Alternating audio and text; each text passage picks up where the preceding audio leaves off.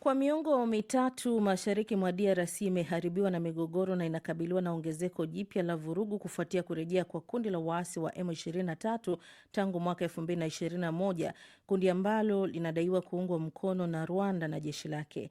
M23 iliteka maeneo makubwa ya mashariki ya Jamhuri ya Kidemokrasia ya Kongo na mnamo Disemba ilianzisha mashambulizi dhidi ya Uvira, mji wa kimkakati katika jimbo la Kivu Kusini ulioko karibu na mpaka wa Burundi.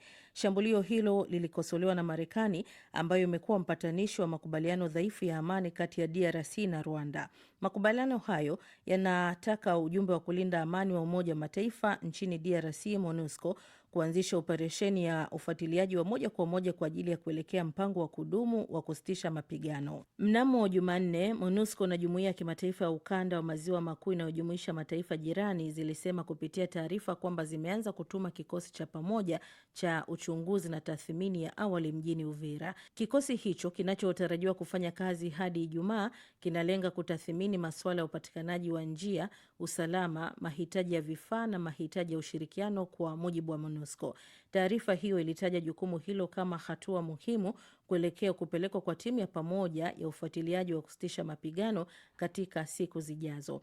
Mnamo mwezi Januari, M23 iliondoa wanajeshi wake wa mwisho kutoka Uvira ikidai kuwa inaitikia ombi la Marekani. Jeshi la DRC lilisema kuwa lilikuwa limeurejesha tena mji huo mikononi mwake.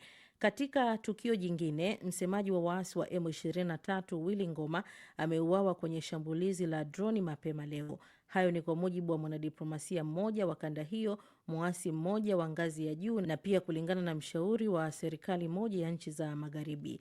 Afisa wa ngazi ya juu wa M23 ameliambia shirika la habari la Reuters kwamba shambulizi hilo limefanyika alfajiri ya leo karibu na Rubaya, mji wa Kivu Kaskazini. Aidha, limejiri baada ya siku kadhaa ya misururu ya mashambulizi ya droni yanayofanywa na jeshi la Kongo.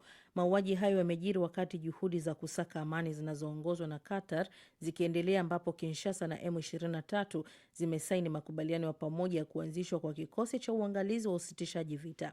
Kikosi hicho kitajumuisha pia uangalizi kutoka Qatar, Marekani na Umoja wa Afrika. Katika tukio jingine, mpaka kati ya Jamhuri ya Kidemokrasia ya Kongo na Burundi ulifunguliwa tena jana Jumatatu baada ya kufungwa kwa zaidi ya miezi miwili. Taarifa hiyo ilithibitishwa na maafisa wa Kongo na polisi wa Burundi ambao wamezungumza na shirika la habari la AFP.